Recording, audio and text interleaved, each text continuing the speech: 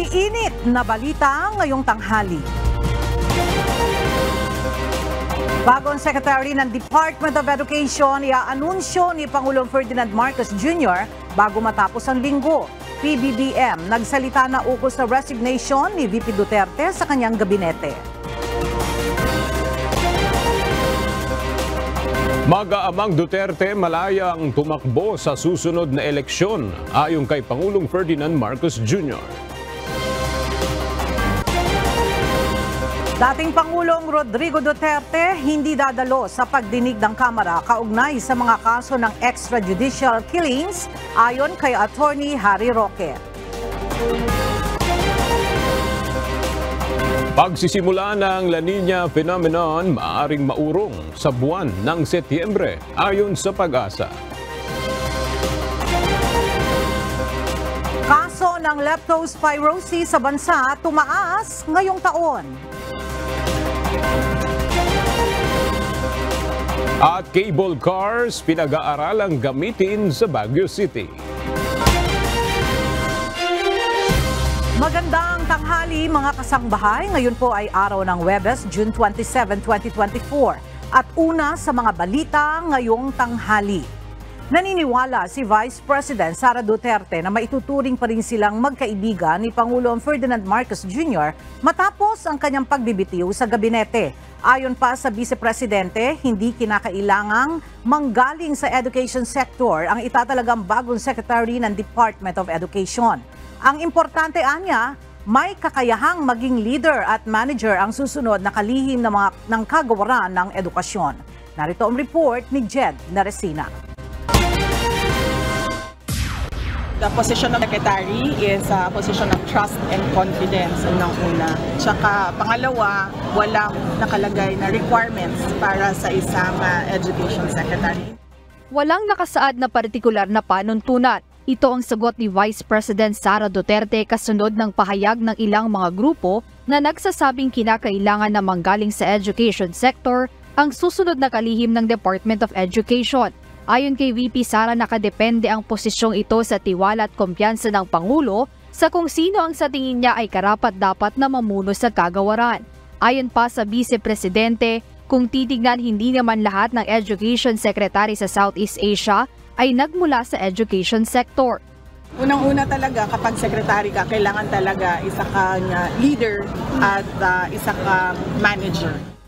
Nauna nang sinabi ng grupong Teachers Dignity Coalition na dapat ay mayroong background sa education sector ang susunod na magiging sekretary ng DepEd. Ito ay upang maiiwas ang kagawaran mula sa anumang usapin sa politika. Hinikayat rin ng grupo si Pangulong Ferdinand Marcos Jr. na mag-appoint ng kalihim na walang anumang kaugnayan sa politika para maiwasan ang anumang political conflict sa DepEd.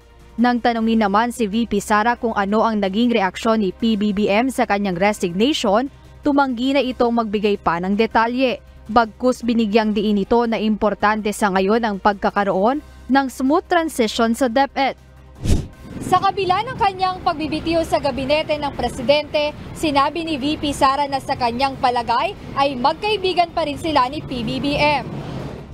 I would think, sa tingin ko, ay magkaibigan pa rin kami ni Pangulong Bongbong Marcos.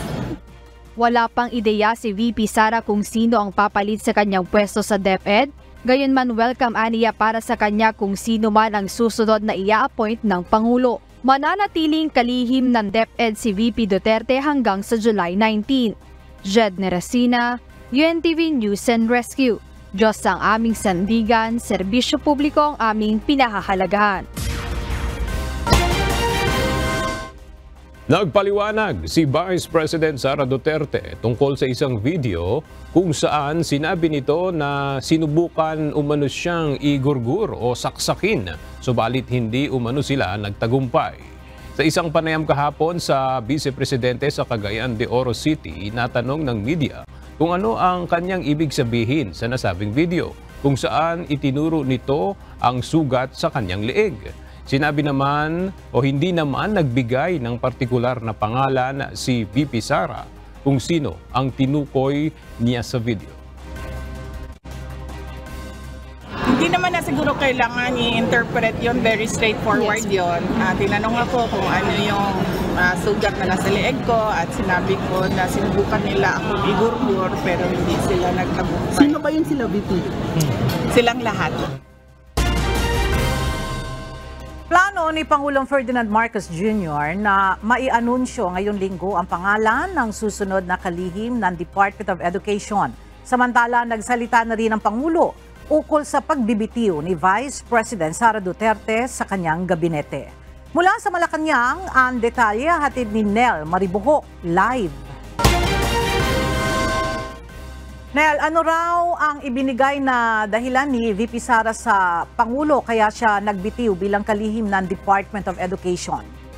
Ayon kay Pangulong Ferdinand Marcos Jr., wala ring ibinigay na dahilan sa kanya si Vice President Sara Duterte nang magbitiw ito sa pwesto bilang kalihim ng Department of Education at Vice Chairperson ng National Task Force to End Local Communist Armed Conflict o NTF-ELCAC. Ayon kay PBBM, tinanong niya mismo si VP Sara ukol sa kanyang pagbibitiw bilang miyembro ng gabinete. She didn't give any reasons. I asked her if there were any particular reasons why she has chosen to resign from the Department of Education and from the NTF-ELCAC. She said, wag na lang natin pag-usapan. So I did not force the issue. Itinuturing ni Pangulong Marcos na mahalagang departamento ang DepEd, kaya naman ayon kay PBBM, posibleng i-anunsyo na niya ang bagong kalihim sa mga susunod na araw. I would like to be able to announce the appointment of the new DepEd Secretary by the end of the week. We cannot leave it open. Ang importante yung trabaho nila. We cannot just leave it like that na nakatiwangwang dun sa na walang secretary. Ito ang inihayag ng Pangulo sa ambush interview kanina matapos ang ginanap na National Employment Summit ng Department of Labor and Employment sa Maynila, kung saan ipiniresenta naman dito ang 10-year trabaho para sa bayan plan. Yan muna ang ating update. Balik sa iyo, Ella. Maraming salamat, Nel Maribuhok. Malayang tumakbo ang mga Duterte sa 2025 elections. Ito ang reaksyon ni Pangulong Ferdinand Marcos Jr. nang tanungin ukol sa pagtakbo bilang senador ni na dating Pangulong Rodrigo Duterte at mga anak niya na sina Davao 1st District Representative Paulo Duterte at Davao City Mayor Sebastian Duterte. Kung saan ayon kay Vice President Sara Duterte, napipisil din ang pagtakbo bilang Pangulo ng bansa si Mayor Baste. Ayon kay PBBM, maaga pa naman kung tutuusin na pag-usapan ang 2028 presidential elections. It's a free country. They're allowed to do whatever it is they want. I really have no reaction to it. Besides, it's still early. We really won't know any of these things. We're talking about 2028. Ang dami pang mangyayari. Tatakbong muli bilang kongresista ang pinsang buo ni Pangulong Ferdinand Marcos Jr. na si House Speaker Martin Romualdez. Matipid naman ang sagot ng House Leader sa planong pagtakbo ng tatlong Duterte sa Senado sa 2025 elections. Narito ang ulat ni Rosalie Coz. Tinanong si House Speaker Martin Romualdez sa plano nito sa halalan. Anya, muli siyang tatakbo sa 2025 bilang kongresista. Maging ang plano nito sa 2028 na usisa rin. Sinagot nito ang mga tanong sa sidelines ng groundbreaking ceremony ng 13-story hemodialysis building sa National Kidney for Transplant Institute o NKTI sa Quezon City. Siguro mananatili muna ako sa 1st District ng Leyte and I'll just do my work kasi marami pang kailangan itatapos din sa 1st District ng How about 2028, sir? Matagal pa yun. Kasabay naman ito, tiniyak ng Speaker na ipapasa nila sa Kamara ang mga nalalabing prioridad na panukala ng Legislative Executive Development Advisory Council bago pa man matapos ang 2024. Samantala, matipid naman ang sagot ng House Leader nang tanungin sa planong pagtakbo ng mag-aamang Duterte sa Senado sa 2025 midterm elections. Mismong si Vice President Sara Duterte ang naghayag na tatakbong senador ang ama nitong si dating Pangulong Rodrigo Duterte, kapatid na si Davao City 1st District Representative Paulo Pulong Duterte at Davao City Mayor Sebastian Baste Duterte. Ayon sa liderato ng Kamara, may karapatang tumakbo ang sinumang Pilipino basta't pasok ito sa kwalipikasyong itinatakda ng batas. Well, it's a democratic nation that we live in, so any Filipino has the right, provided that they have the proper qualifications to seek for higher office. Ang Makabayan Black lawmakers, tinuligsa ang political plans ng Duterte family na anilay halimbawa ng political dynasty. Giit ng mga ito, dapat harapin na lang ni dating Pangulong Duterte ang mga reklamong kinakaharap kabilang na ang mga biktimang humihingi ng hustisya dahil sa madugong anti-drug war ng Administrasyong Duterte. Rosa Licoz, UNTV News and Rescue. Diyos ang aming sandigan, serbisyo publiko ang aming pinahahalagahan. Hindi dadalo si former President Rodrigo Duterte sa isinasagawang pagdinig ng House Committee on Human Rights sa War on Drugs campaign nito noong siya pa ang nanunungkulang Pangulo. Ayon sa press release ni dating presidential spokesperson, Attorney Harry Roque, ini-invoke ng dating Pangulo ang kanyang constitutional right to self-incrimination. Gayunpaman, nilinaw naman ni Roque na handang humarap sa alinmang korte sa Pilipinas ang dating Pangulo upang sagutin ang anumang akusasyon na may kaugnayan sa kampanya nito laban sa droga. Matatandaang inimbitahan ng mababang kapulungan ang dating Pangulo para sumagot sa mga issue sa extrajudicial killings na naganap umano noong kampanya kontra droga ng kanyang administrasyon. Iginigit ngayon ng isang dating mambabatas na maaari pa ring gamitin ang mga lumang makina o vote counting machines ng Smartmatic bagamat ilang beses na itong nagamit sa mga nakaraang automated elections sa bansa. Samantala, ayaw namang magkomentaryo rito ng COMELEC bunsod ng kasong nakabinbing sa Supreme Court. Mula sa Maynila, makibalita tayo kay Dante Amento live. Dante, sino tong dating mambabatas at papaano niya nasabi na pwede pang magamit ang VCMs ng Smartmatic? Magandang tanghali, Ella. Ito ay si dating Caloocan City 2nd District Representative Edgar Egay Erese. At ang paniniwala nga nito, Ella, ay illegal umano yung pinasok na kontrata sa pagitan ng Commission on Elections at ng kumpanyang Miro ng South Korea.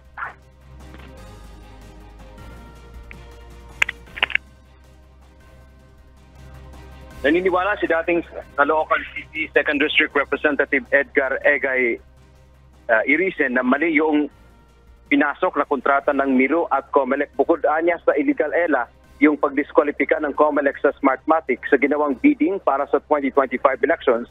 Paliwanag ni Erese, maaari pa kasing gamitin ang mga makina ng Smartmatic. Pwede daw kasi itong i-refurbish o ayusin ang mga vote counting machine ng nasabing kumpanya. There are two options. Once, mabilis ang pagbibidding or pwede rin po na negotiated. Pwede rin po na gamitin yung old machines. It will take only 2 months to refurbish all the old machines. Sa ilalim niya ng kontrata ng Smartmatic at COMELEC ay may spare parts na pwedeng gamitin. Dagdag pa nito, waldas ang ginawa ng COMELEC dahil nasa halos 18 billion pesos ang kontrata nila sa Miro. Hindi anya nakatitipid dito ang pamahalaan. Samantala, Ella, tumanggi namang sumagot ang COMELEC sa issue. Paliwanag ni Chairman George Erwin Garcia, may kaso na kasi na nasa Korte Suprema ngayon na nakabinbin. Hindi nila pwedeng talakayin lalo na ang merito ng kaso dahil sa issue ng sub judice dahil maaari silang i-contempt ng Korte Suprema. Nandun na po yung case niya. Hindi naman po kami nag-file. Siya naman po ang nag-file sa Korte Suprema. And then, the first person that should have respected the exercise of jurisdiction of the Supreme Court should be the petitioner in that particular case. Sa ngayon, Ella, ay nakabinbin nga itong inihaing kaso ni dating Congressman Erice laban sa Miro at gayon din sa COMELEC dyan sa Korte Suprema. At sa pagkakaalam natin, Ella, ay nagbigay na rin ng komentaryo yung COMELEC sa pamamagitan ng Office of the Solicitor General kung bakit pinatutunayan nila na wala namang illegal o anumang anomalya sa pinasok nilang kontrata dito naman sa kumpanya ng South Korea na Miro. At aabangan natin, Ella, kung ano yung magiging desisyon dyan ng Korte Suprema. Pero sa ngayon nga, gaya ng nabanggit natin kanina, ayaw mo nang magkomentaryo ng COMELEC dahil nga ipinauubayan nila, iginagalang nila ang patya dyan ng ating kataas-taasang hukuman. Yan muna ang ating update mula dito sa Maynila. Balik sa iyo, Ella. Maraming salamat, Dante Amento. Hindi na naman pinag-usapan sa nakaraang pulong ng Legislative Executive Development Advisory Council o LEDAC ang panukalang amyendahan ng saligang batas o charter change. Inihayag ito mismo ni House Speaker Martin Romualdez na pangunahing may akda ng proposed economic charter amendments. Mula sa House of Representatives, may report si Rosalie Coz live. Rosalie, desidido pa rin ba ang House of Representatives na isulong yung panukalang charter change kahit hindi ito prioridad ng Senado? Aga, hindi nawawala ng pag-asa si House Speaker Martin Romualdez kaugnay ng panukalang amyendahan ng ilang economic provisions ng 1987 Constitution. Ito ay kahit na hindi ito muling tinalakay sa isinagawang pagpupulong ng Legislative Executive Development Advisory Council o LEDAC kamakailan. Anya, mag-aabang pa rin ang Kamara at bibigyan pa rin ng oras na pag-aralan. Wala ang panukalang economic charter amendment sa updated na listahan ng LEDAC priorities sa nahuhuling taon o huling taon ng 19 Congress. Nagbigay naman ng commitment ang liderato ng Kamara na tatapusin ng House of Representatives ang mga nalalabing LEDAC priority bills bago matapos ang taon. Kabilang na dito yung panukalang amyendahan ang Electric Power Industry Reform Act o EPIRA Law, proposed amendments sa long-term lease ng foreign investors at pag-amyenda rin maging sa Agrarian Reform Law. Balik sa iyo, Aga. Maraming salamat, Rosalie Coz. Plano ng Department of Agriculture na ipamahagi sa mga magsasaka ang nasa 12 bilyong piso na sobrang taripa na nakolekta mula sa importation ng bigas noong 2023. Ayon sa DA, ipamamahagi ito sa pamamagitan ng financial assistance at crop initiatives sa ilalim ng Rice Farmers Financial Assistance Program. Plano ng kagawaran na umpisahan ang distribusyon ng ayuda sa darating na Setyembre kung saan tinatayang aabot sa mahigit 2 milyong mga magsasaka ang makikinabang. Makatatanggap ang 9 na barangay sa Imus, Cavite ng mahigit 1,000 pisong rebate sa susunod na buwan matapos na makatanggap ang mga consumer ng poor water quality mula sa Maynilad. Ayon kay MWSS RO Chief Regulator Patrick T. mahigit 3.9 million pesos ang penalty na ipinataw ng Regulatory Office para sa water quality failure incident. Ang nasabing penalty ay sasagutin ng Maynilad sa pamamagitan ng rebates sa kabuuang 3,494 na mga customer sa 9 na apektadong barangay sa lungsod.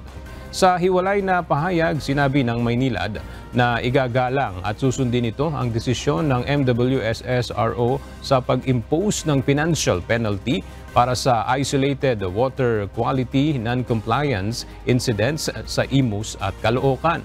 Matatandaang nauna nang nagpataw ang MWSS-RO na kahalintulad na penalty, partikular sa total coliform mula sa regulatory sampling point na ibinigay ng Caloocan Pumping Station at Reservoir. Wala na inaasahang red at yellow alerts ang National Grid Corporation of the Philippines sa buong taon. Ayon sa NGCP, bababa na ang demand sa kuryente dahil sa pagpasok ng tag-ulan. Bunsod nito, ipinapalagay ng ahensya na sapat na ang kuryenteng dumadaloy sa transmission system. Umaasa rin anya silang wala ng papalyang planta upang magtuloy-tuloy na ang maayos na supply ng kuryente. Isiniwalat ni Senate Committee on Women Chairperson Senator Risa Hontiveros ang isa pang Alice Guo na kapareho ng kaarawan kay suspended Bamban Tarlac Mayor Alice Guo, ngunit magkaiba ng mukha.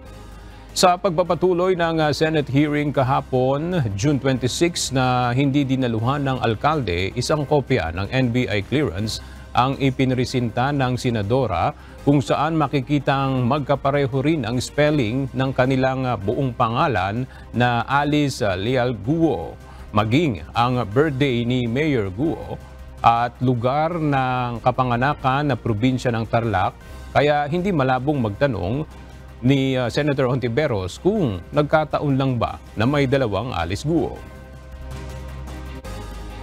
Is it a coincidence na may dalawang Alice Leal Guo na pinanganak on July 12, 1986 sa Tarlac? Or is this a case of stolen identity? Sino po ang babaeng ito na may pangalang Alice Leal Guo pero hindi kamukha ni Mayor? Nasaan na po siya ngayon?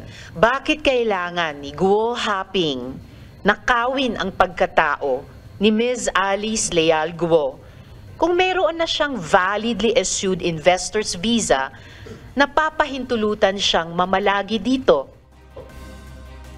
Pinapagkumpara naman ng National Bureau of Investigation o NBI ang fingerprints ni Mayor Guo at ng kanyang kapangalan, pati ang fingerprints sa Special Investors Residence Visa ni Guo Huang Ping na pinaghihinala ang totoong pagkatao ng alkalde.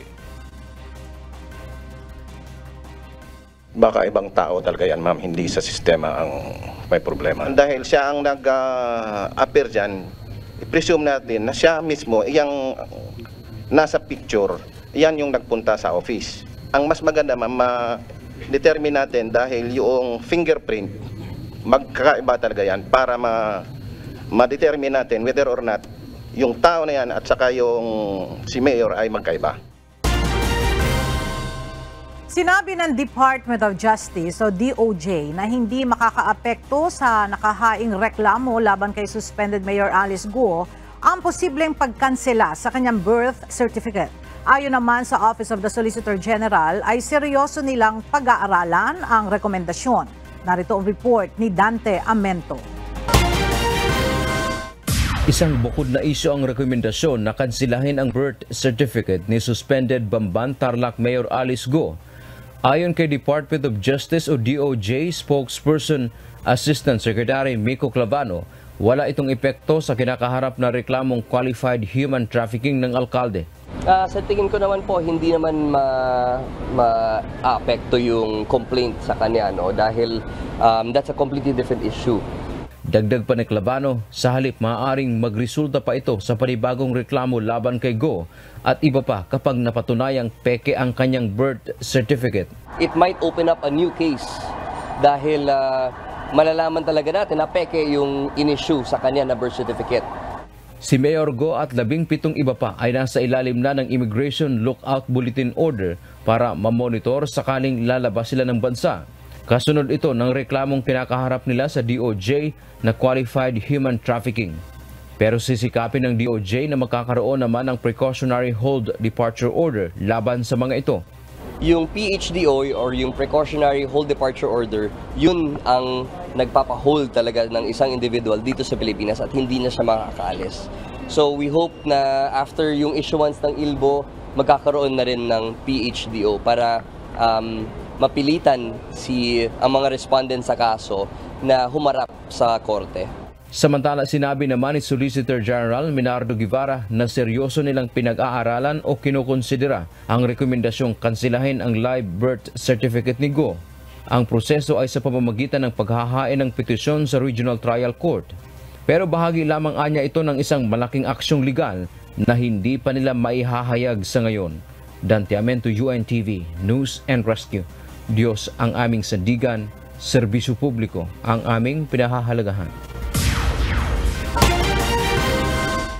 Naglabas ng gag order ang Regional Trial Court Branch 51 ng National Capital Region sa mga kaso tungkol sa pagkakapaslang kay Negros Oriental Ruel Degamo.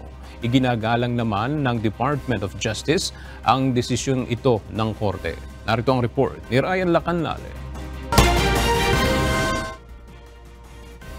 Si Pamplona Mayor Janice Degamo, asawa ng pinaslang na si Negros Oriental Governor Ruel Degamo sa arraignment ng mga akusado na sina Marvin Miranda, Angelo Palagtiu at Gian Villente, ilan sa mga akusado sa pagpatay sa gobernador. Tikom ang bibig ni Mayor Degamo tungkol sa detalye ng kaso. Naglabas kasi ng gag order ang korte na may hawak sa mga kaso. Ibig sabihin, bawal pag-usapan sa publiko ang merito ng kaso, gaya sa social media, mga group chat, o kahit saan sa mainstream media. Iginagalang naman ng Department of Justice ang desisyong ito ng presiding judge at tatalima sila dito. Dahil sa korte naman dapat umano pag-usapan ang mga sensitibong detalye ng kaso. We welcome the gag order on the Teves case dahil alam mo naman na sumasagot lang din kami dun sa mga propaganda at fake news na linalabas. No? So we think it is very prudent and diligent for him to issue such an order. And kami, susunod po kami because we would rather battle it out in court. Yun man naman talaga ang sinasabi natin from the start na ang tamang venue, ang tamang channel at forum dito ay ang korte mismo. Pero nilinaw ng DOJ na ang kasama lang dito ay ang mga kaso na kinakaharap ni dating Congressman Arnie Teves, hindi kasama dito ang extradition case nito sa Timor-Leste. May mensahe naman si Mayor Degamo kay dating Congressman Teves. We're waiting for him to return. Ryan Lacanale, UNTV News and Rescue. Diyos ang aming sandigan, serbisyo publiko ang aming pinahahalagahan. Naglayag ang The Monster Ship o ang China Coast Guard 5901 sa Scarborough Shoal sa West Philippine Sea kahapon, June 26, bago ito bumalik patungo sa kanilang bansa. Kasunod ito ng ginawang pagdaan ng pinakamalaking barko ng China Coast Guard sa Exclusive Economic Zone ng Pilipinas sa loob ng isang linggo. Ayon kay US Air Force official at ex-Defense Attaché Ray Powell, namataan ang pagdaan ng naturang dambuhalang barko sa loob ng 1 hanggang 2 kilometro ng Scarborough Shoal bandang alas 7 ng umaga nitong Miyerkules. Sa kanyang post sa X, sinabi nito na ang Scarborough Shoal ang pinakahuling dinaanan ng intrusive patrol ng barko sa east ng Pilipinas. Nauna nang namataang dumaan ang monster ship ng China malapit sa BRP Sierra Madre sa Ayungin Shoal kung saan nangyari ang pinakahuling insidente na nagdulot ng pinsala sa ilang Pilipinong sundalo na kasama sa rotational and resupply mission noong June 17. Nagbabala ang Department of Foreign Affairs sa publiko kaugnay ng mga umano'y peking impormasyon kaugnay ng sitwasyon sa West Philippine Sea. Ayon kay Foreign Affairs Secretary Enrique Manalo, matagal nang nagkakaroon ng disinformation kaugnay ng issue.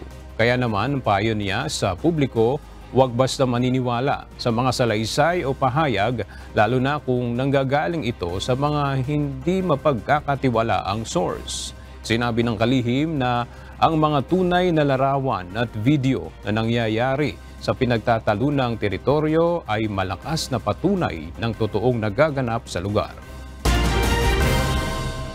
Bukas pa rin ang Pilipinas sa pagtanggap ng mga investment at bisita mula China sa kabila ng tensyon sa West Philippine Sea.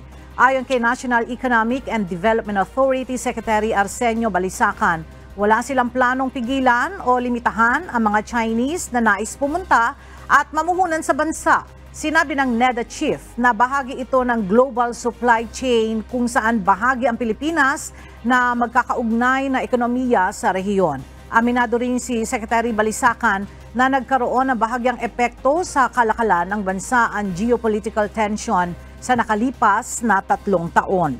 Naaalarma na ang Department of Health sa patuloy na pagtaas ng leptospirosis cases sa bansa nitong mga nagdaang linggo. Base sa tala ng DOH, sa ngayon ay mayroon ng 878 na kaso nito sa bansa. Ngunit kahit kalahati lamang ito ng 1,769 cases ng parehong panahon noong 2023, kapansin-pansin naman ang biglaang pagtaas ng magsimula ang tag-ulan. Mula sa 6 na kaso lamang noong May 5 hanggang 18, umabot sa 6 na po ang naitala. May May 19 hanggang June 1. Mayroon na ring 8 nasawi dahil dito as of June 15. Maaaring tumaas pa ang bilang kapag dumating ang aktwal na datos mula sa iba pang mga lugar. Halos lahat din ng rehiyon sa bansa, liban sa Zamboanga Peninsula at Northern Mindanao ay may increase sa leptospirosis cases. Muli naman nagpaalala si Health Secretary Ted Herbosa sa publiko na huwag lumusong o maglaro sa bansa. Sakaling hindi maiiwasan, magsuot ng bota at hugasan agad ang katawan ng malinis na tubig at sabon. Agad din kumonsulta sa doktor kung makakaranas ng mga sintomas nito gaya ng lagnat, pagsusuka, masakit na katawan at ulo. Posibleng maantala ang pagsisimula ng La Nina phenomenon sa bansa sa huling bahagi ngayong 2024. Paliwanag ng Pag-asa, maaaring sa buwan pa ng Setyembre hanggang Nobyembre mararanasan ang above normal na mga pag-ulan bunsod ng mga pagbabago sa kondisyon ng karagatan. Ayon kay Annalisa Solis, ang Chief ng Climate Monitoring and Prediction Section ng Pag-asa, nasa 50% pa lamang sa ngayon ang tsansa na maaring maranasan sa Setyembre, Oktubre at Nobyembre ang malalakas na mga pag-ulan. Base sa forecast ng Pag-asa, maaring tumagal pa ng hanggang unang quarter ng 2025 ang pag-iral ng La Nina phenomenon sa Pilipinas. Inalis na sa pwesto ng Eastern Police District ang 4 na tauhan ng Special Weapons and Tactics o SWAT. Ito'y matapos na makunan ng letrato ang mga ito sa isang private event sa Pasig na nag-viral sa social media. At mula sa Camp Crame, alamin natin ang detalye kay Lea Ilagan live. Lea, ano ang paliwanag ng 4 na pulis? Bakit sila kasama doon sa isang private event nang nakasuot pa ng uniforme? Magandang tanghali sa Yuela, itinanggi nga ng mga pulis na nagsasagawa sila ng moonlighting o kaya ay nag-e-escort sa isang pribadong individual o event dyan sa Pasig. Ayon kay Eastern Police District Director, Police Brigadier General Wilson Asueta, nagpapatrolya ang 4 na pulis sa lugar na mapahinto ang mga ito sa tapat ng building na pinagdarausan ng event. Tinawag aniya ang mga ito ng organizer upang magpa-picture. Pinagbigyan naman aniya ito ng mga pulis, subalit hindi aniya nagpaalam ang kumpanya na ilalagay ang letrato sa social media. Sinabi ni Asueta na humingi na ng paumanhin ang Prime C Networking at pinag-aaralan na rin ng legal team ng EPD kung sasambahan ang mga ito ng reklamo.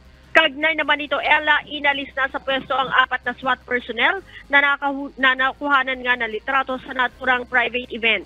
Paliwanag ni Asueta, bagamat nagbigay na ng eksplanasyon ang 4 na pulis, isa sa ilalim pa rin aniya ito sa investigasyon. Matatanda ang kahapon, Ella, naglabas ng pahayag si DILG Secretary Benhar Abalos at pinagpapaliwanag ang PNP kaugnay sa umano'y mistulang pag-e-escort sa isang private event ng 4 na SWAT. Ella? Alright, maraming salamat, Lea Ilagan. Idineklara ng Philippine Drug Enforcement Agency o PDEA na drug-cleared na ang 3 bayan at 6 na barangay sa Bicol. Kasunod ito ng patuloy na kampanya ng ahensya kontra illegal drugs sa ilalim ng Barangay Drug Clearing Program. Mula sa Daet, Camarines Norte, makibalita tayo kay Brian Baldarahe live. Brian, saan-saang lugar dyan sa Bicol ang idineklarang drug cleared ng PDEA?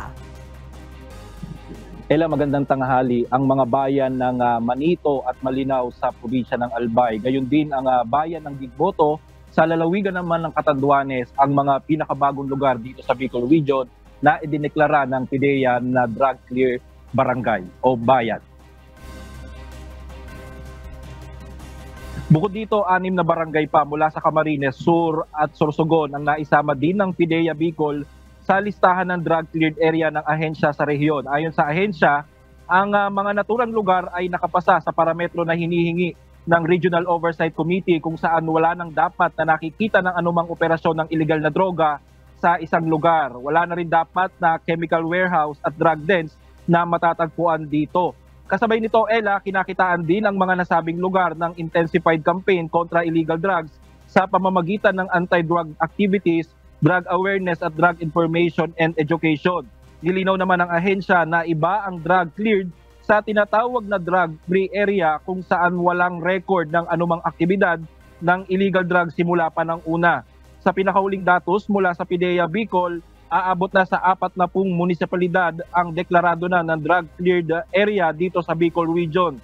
Sa 3,471 naman na barangay sa rehiyon, 2,357 dito ay drug-cleared na. 678 naman dito, Ella, ang itinuturing na drug-free at 436 pa ang drug-affected area pa. Samantala, ayon sa PIDEA Bicol, target ng ahensya na maging drug-cleared ang Bicol Region para sa mas maayos at mas ligtas na komunidad. Nakatakda naman isagawa, Ella, ang susunod na Regional Oversight Committee sa darating na July 18 ngayong taon. Yan muna ang latest mula dito sa Bicol. Balik sa inyo, Ella. Maraming salamat, Brian Baldaraje. Nababahala ngayon ang mga miyembro ng Sangguniang Panlalawigan ng Palawan sa pagdaan ng mga barkong pandigma ng China sa karagatang sakop ng probinsya. Anila, dapat nang magkaroon ng contingency plan ng pamahalaan sakaling sumiklab na ang kaguluhan. Mula sa Puerto Princesa sa Palawan, makibalita tayo kay Andy Pagayona live. Andy, ano ang pangunahing concern ng mga mamamayan dyan sa Palawan tungkol dito sa mga namataang China warship? Magandang tanghali, Aga. Ito ang unang pagkakataon na nakita ng malapitan ng mga residente dito sa Palawan, particular doon sa Balabac, ang pagdaan mismo ng warship ng China. Kaya naman nangangamba ang mga ito kung bakit malapitan ng nagpapakita itong warship ng China dito nga sa probinsya ng Palawan. Nag-aalala ngayon ang Sangguniang Panlalawigan ng Palawan bunsod ng tumataas na tensyon sa West Philippine Sea at pagdaan ng mga warship ng China sa Balabac Strait. Ayon kay Al Nasir Iba, board member, na monitor ng AFP ang pagdaan ng 4 na barkong pandigma ng China na dumaan sa 12 nautical miles sa Balabac Strait sa Palawan. Sinabi pa nito na nakakabahalang pattern ang pagdami ng mga barkong pandigma ng China sa West Philippine Sea na hindi dapat baliwalain. Ang Balabac Strait ay isang mahalagang daanan na nag-uugnay sa West Philippine Sea at Sulu Sea at madalas daanan ng mga international ship. Ang pagdaan ng mga barkong ito sa ilalim ng international maritime law, hindi natin ito dapat baliwalain. Ang pagdami ng presensya ng mga barkong pangdigma ng China sa ating karagatan kasama ang mga agresibong aksyon laban sa ating mga personnel ay nagpapahiwatig ng isang napakababahalang pattern na dapat nating tugunan agad-agad.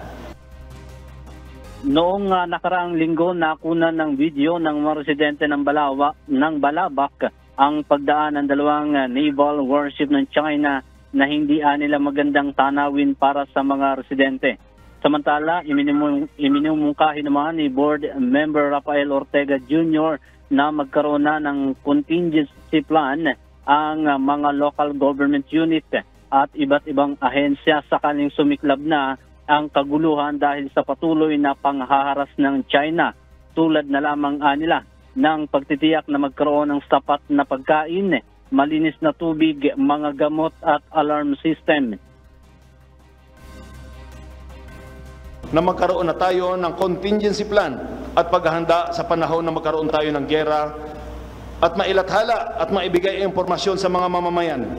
Dahil karapatan ng bawat Palawenyo, nakasalalay din dito ang kaligtasan ng bawat isa.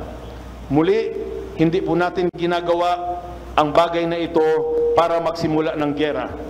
Kagaya po na sinabi ng ating mahal na Pangulo, Bongbong Marcos, we are not in the business to instigate wars. Kaligtasan ng bawat isang importante. Dagdag naman ni Ferdinand Savalia, President ng Liga ng mga Barangay, na imungkahi sa punong lalawigan na magkaroon ng Special Council na tututok sa West Philippine Sea issue. Anya, hindi titigil ang bansang China na guluhin ang tropa ng pamahalaan sa tuwing nagsasagawa ng resupply mission sa mga sundalo na nasa BRP Sierra Madre sa Ayungin Shoal hanggat hindi nila ito nasa sakop.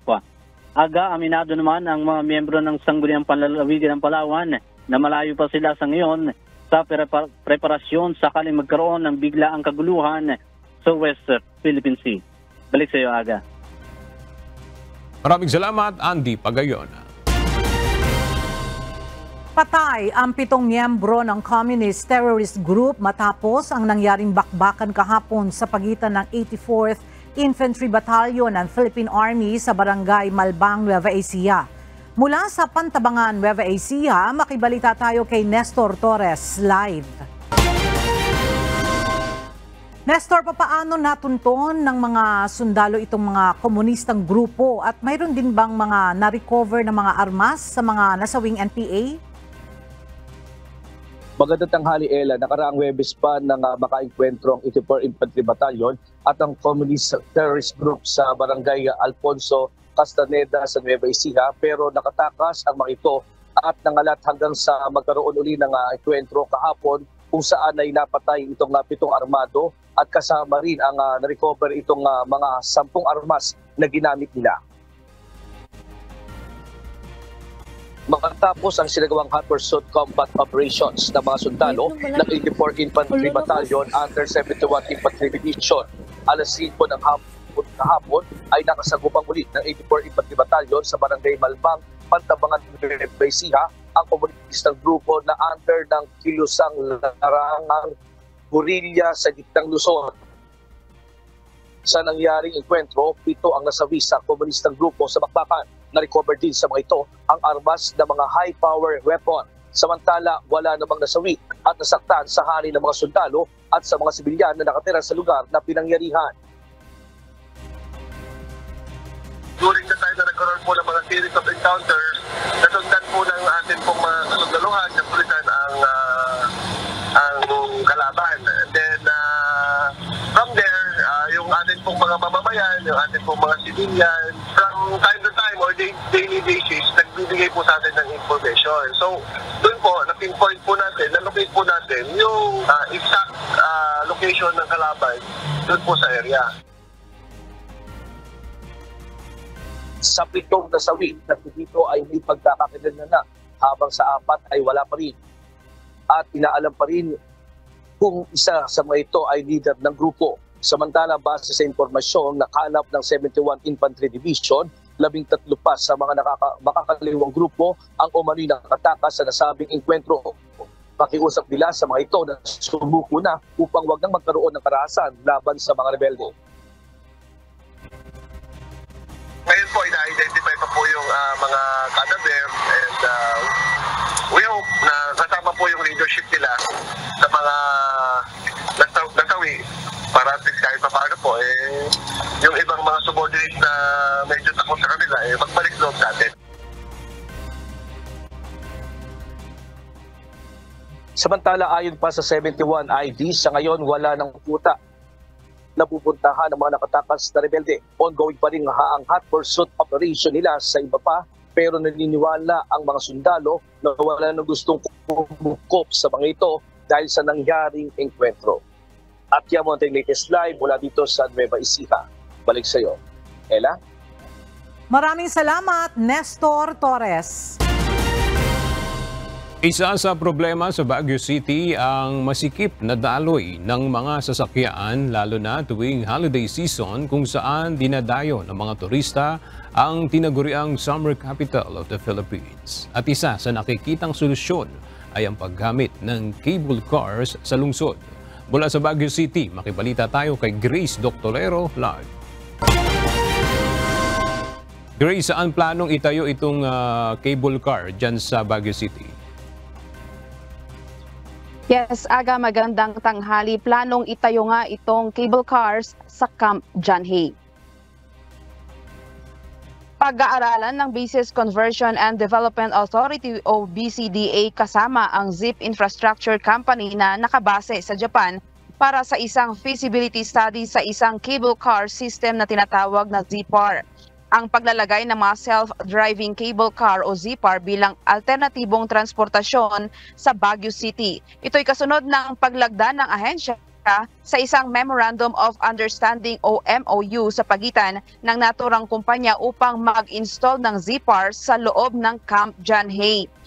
Ayon kay Transportation Secretary Jaime Bautista, ang cable car na ititest sa Baguio City ay isang game changer para sa urban public transport. Dagdag pa niya, plano rin nila na i-adapt ang paggamit ng cable cars sa isang highly congested metropolis gaya ng Metro Manila. Samantala, ikinatuwa naman ng mga turista na bumibisita sa City of Pines ang planong paggamit ng cable car sa lungsod.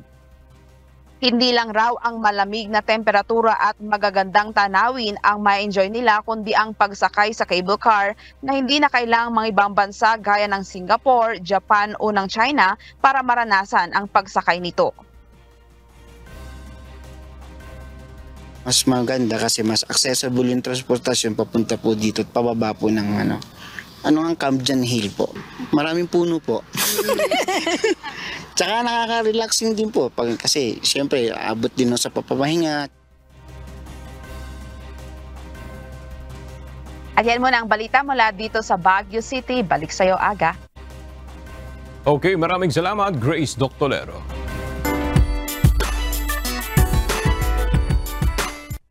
Itinalaga ng United Nations Educational, Scientific and Cultural Organization o UNESCO ang K-pop group na 17 bilang kauna-unahang Goodwill Ambassador for Youth.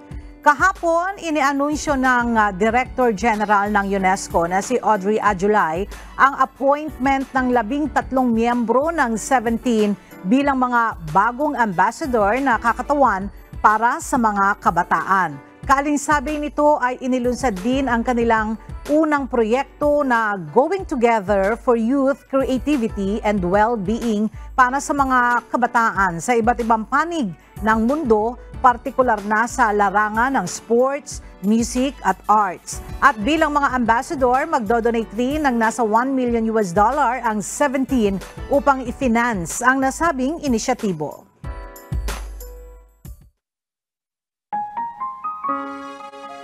At sa ating pong iiwang mga salita ng Diyos na ating sandigan mula sa aklat ng unang Juan, Kapitulo 1, versikulo 8, na nagsasabi, kung sinasabi nating tayo'y walang kasalanan, ay ating dinadaya ang ating sarili at ang katotohanan ay wala sa atin.